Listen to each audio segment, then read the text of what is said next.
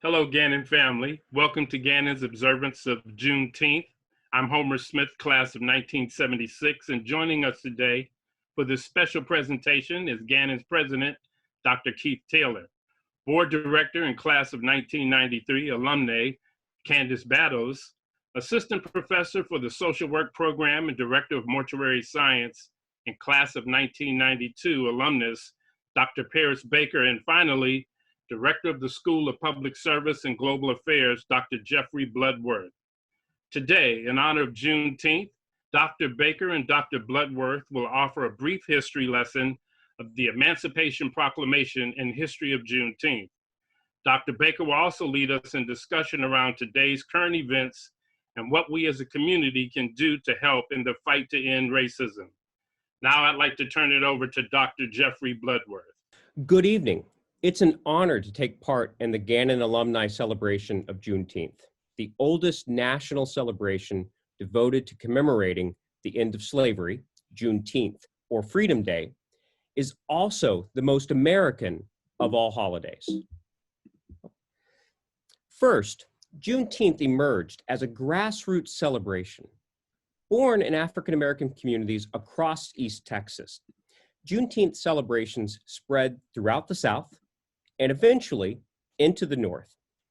Centered upon food festivals, the celebrations were as diverse as the communities which sponsored them.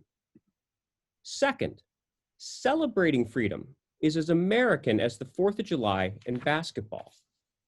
But Juneteenth is the most American of holidays because it marks a watershed moment in the history of our nation's original sin of slavery. A nation founded upon the dignity of the individual in freedom had allowed the evils of slavery and the lie of racism to fester. Millions of enslaved African Americans were held in bondage for generations. Families were routinely torn apart, individuals denied basic rights, and the trauma born of beatings, assaults, and unjust imprisonment remain a reality in contemporary American life. Despite this grave contradiction in our ideals versus lived reality, freedmen and freed women celebrated their freedom, and a nation finally started to live up to its professed ideals. In so doing, the Juneteenth celebration is a recognition that America is not a lie. It is a disappointment, but it can be a disappointment only because it is also a hope. By the book, Juneteenth, which is a mashup of June plus 19, marks the anniversary of June 19, 1865, which was the date on which the Emancipation Proclamation was announced to enslaved African Americans in Texas. As the most remote region in all of the Confederacy, once the Emancipation Proclamation was proclaimed in Texas, it marked the official moment in which all enslaved Americans were finally officially freed. But the official announcement scarcely led to the immediate emancipation of Texas's 250,000 enslaved humans. It would take many more months for word to reach far-flung plantations and Union authorities to enforce it. Robert E. Lee had surrendered in early April 1865, which marked the official end to the war. But Texas Confederates continued to fight well into early June. Even after the Union assumed official control of Texas and announced the Emancipation Proclamation, some African Americans who acted upon their freedom were still beaten, hanged, and murdered. Despite the delays, confusion, and violence, African Americans did a most remarkable thing. Juneteenth became a day of celebration. The remarkable grace, faith, and humanity it took to transform such trauma into hopefulness should astound. Announced in September 1862 by Abraham Lincoln, the Emancipation Proclamation was a carefully constructed political document. Applying to the Confederacy, the proclamation changed the legal status of slaves in those regions into freedmen and freed women. A military tactic to deny the Confederacy their labor force, the act was a bold step towards transforming the Civil War into a conflict that would eventually end slavery. To be sure, the proclamation did not apply to slave states in the Union, but Abraham Lincoln had signaled his ultimate aim, which culminated in the 13th Amendment ending slavery, which was ratified by the requisite number of states in late 1865, nearly 6 months after the proclamation's announcement in Texas. The Emancipation Proclamation made the Civil War into a conflict aimed at ending slavery, but it was also part of a wider global humanitarian revolution. Spawned in the late 18th century, the humanitarian revolution witnessed millions of Westerners slowly acknowledging the universality of human rights.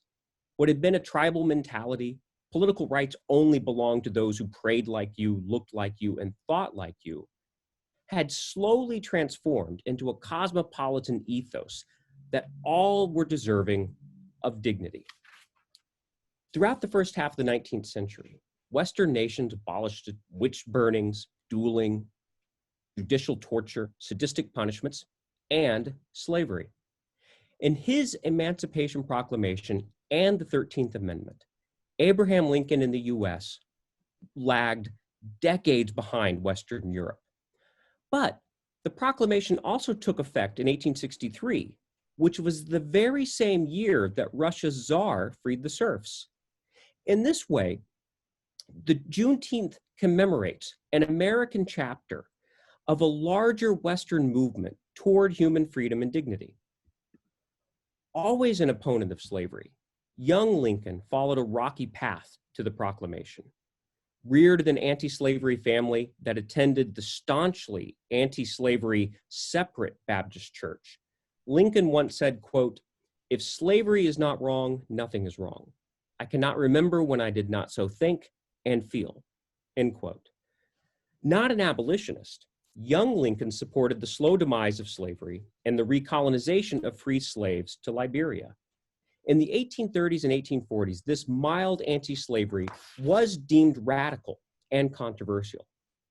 But in his presidency, Lincoln demonstrated a remarkable capacity for growth on this issue.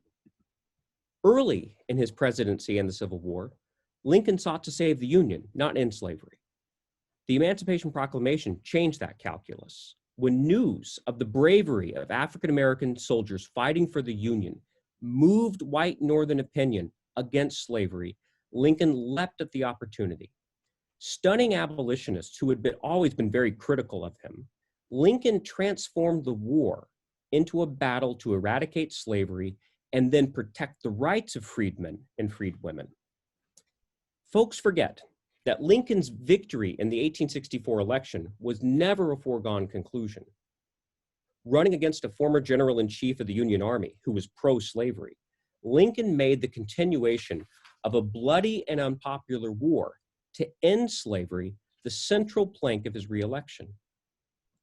Assassinated in April 1865, Lincoln did not live to oversee Reconstruction. Republicans after his death were able to pass the 13th, 14th, and 15th Amendments that abolished slavery, established birthright citizenship, and prohibited discrimination in voting. But Reconstruction, or the Northern attempt to rebuild a Southern society that protected the rights of freedmen and freedwomen, ended in the mid-1870s. Juneteenth was born in these remarkably optimistic early years of Reconstruction. What is even more remarkable is that Juneteenth celebrations continued beyond the era of Reconstruction. From 1876 through the mid-1960s, African-American communities commemorated the eradication of slavery, even as a new system of Jim Crow and segregation held them in a bondage that lay between slavery and full citizenship. Enforced by domestic terrorists, most famously the Ku Klux Klan, along with state and local police, Jim Crow and segregation spread throughout the South and into the North. Blessedly, the Civil Rights Revolution of the 60s led to the demise of Jim Crow and segregation. But the legacy of state-sanctioned violence against African Americans endures.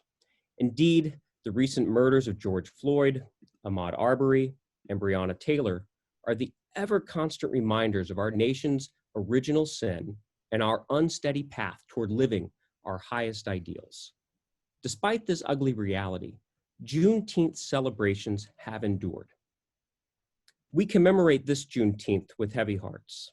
We know that our celebration of freedom is one that recognizes our disappointment and how incomplete that freedom still is for our African American brothers and sisters.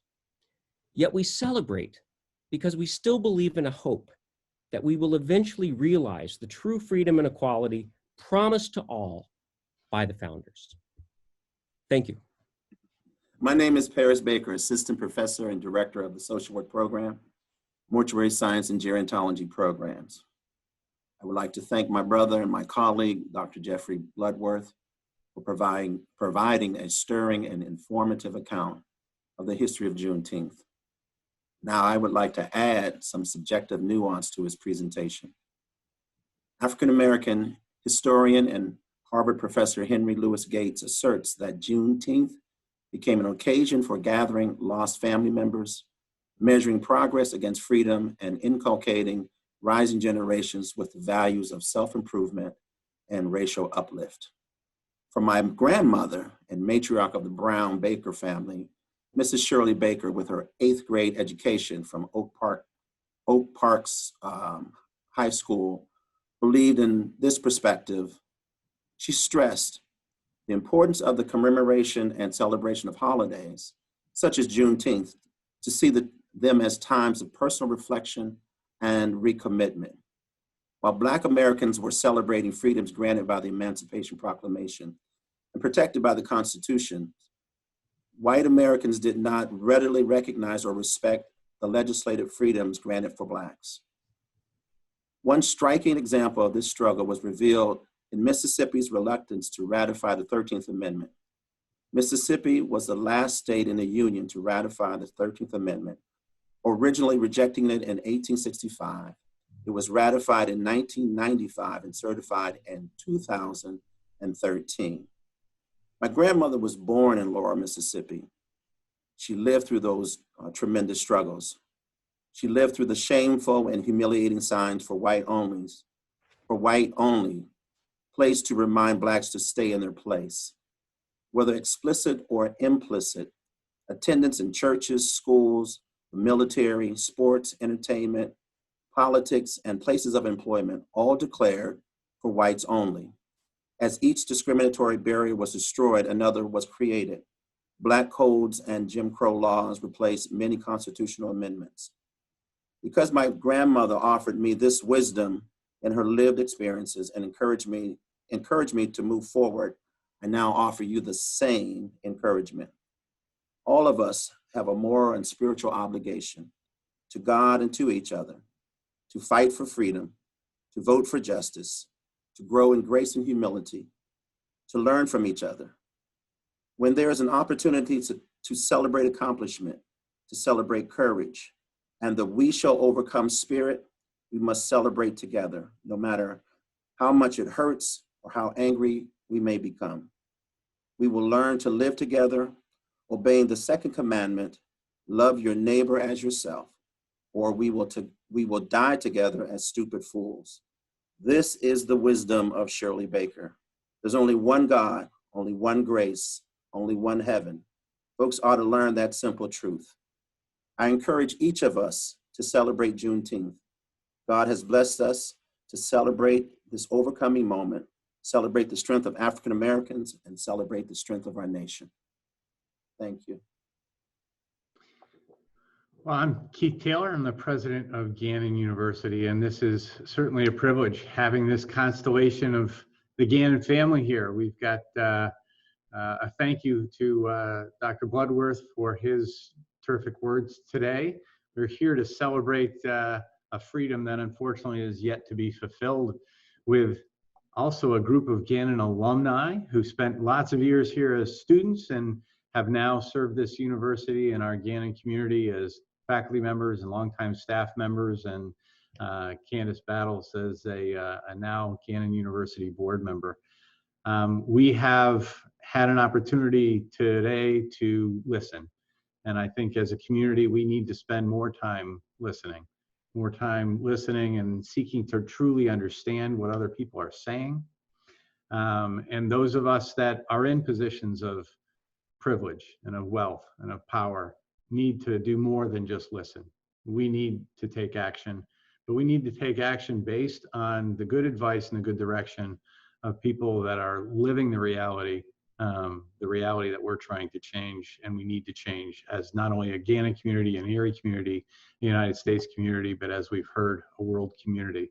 So it is time to take action. It is time to build sustainable systems, ones that truly are going to have not just an immediate impact and one that makes us feel good today that we got to share our voice, but one that is a voice that is heard, that creates long-term change in this world. As I was coming to this today, I happened to put this jacket on, and in my pocket, I found a prayer, or at least a message that said, if God brings you to it, he will bring you through it. Happy moments, praise God. Difficult moments, seek God. Quiet moments, worship God. Painful moments, trust God. I've been calling for hope. I've been calling for us to have confidence and for us to trust in each other and for us to come together to try and make for a better Gannon, make for a better world. And I think the end of that is, in painful moments, we need to trust not just each other, but we need to trust God. So it is a privilege to be here today, and I am glad to be celebrating in the best that we can on Juneteenth, what has been a bumpy history and hopefully will be a little bit smoother future for all of us. Thank you, Parris and Jeff and Homer and Candace, for being here with us and for doing this and taking time out of your lives to share a little piece of your brains and your hearts with us today. And now I'll leave it to Candace to finish us off. Thank you, Dr. Taylor. Hello, Gannon family, and thank you for joining us today. As you know, my name is Candace Battles. I'm a member of the Gannon Board of Trustees, the African American Alumni Affinity Group, as well as a longtime resident of the our West Bayfront, the community that Gannon lives in. The community, a community of diversity, where whites, Blacks, Hispanics, New Americans, as well as Gannon students from across the country, across the street, and across the sea, all live as neighbors. I am reminded it is the community where New Jerusalem was founded to provide housing for poor whites and poor Blacks. It is home of the Martin Luther King Center, a community center built by the community to meet the community needs. Pontiac Field, home of the historical all-Black baseball team at Bayview Park. You may ask, why are these important enough for me to celebrate today, Juneteenth? And what does that have to do with why I focus my volunteer efforts between Gannon University and the our West Bayfront? Simple. Juneteenth emphasizes education and achievement. The achievement of those whose shoulders we stand on as we work in the community with our many partners. One of the first partners being Gannon University, to make a better neighborhood and community for all the people who live in the our West Bayfront. The first-class education Gannon offered to many of us as students, and the opportunity to give back as alumni so that other students have the same opportunity through mentoring, internship, scholarship, and Dr. Baker as the first Black tenured professor at Gannon University. The opportunity to problem solve and work side by side with students and neighbors in our community on various projects. Charity begins at home. This is our home. Gannon is part of our home in the our West Bayfront. To bring a sense of renewed hope and voice to those who feel they are voiceless in our neighborhoods. That's what Juneteenth means for me. What does it mean for you? Think about it. We want to hear about it. Let us know what Juneteenth means to you. I look forward to what the future holds for the Gannon and Erie communities to continue this conversation. Will you join us by sharing what you've learned today with your family, friends, and neighbors, and sharing it back with us so we know if we have done our job today? When you share with your neighbors, family, and friends, listen to their feedback and actively try to understand their perspective. Be on the lookout for different ways to support and engage with the Black Student Union and African Student Organization when students return to campus this fall, this August. They'll be here soon. If you are interested in being a voice for the community, the Black community, the entire community, at Gannon, the African American Alumni Committee is always looking for new members. If you are interested in joining, email GannonAlumni@Gannon.edu. That's GannonAlumni@Gannon.edu. You can also join on our Facebook page by searching for Gannon University African American Alumni. We want to thank you again for joining us today and end this with this passage from Juneteenth.com. On Juneteenth, we come together, young and old, to listen, to learn, and to refresh the drive to achieve. It is a day where we all take one step closer together to better utilize the energy wasted on racism. Juneteenth is the day that we pray for peace and liberty for all.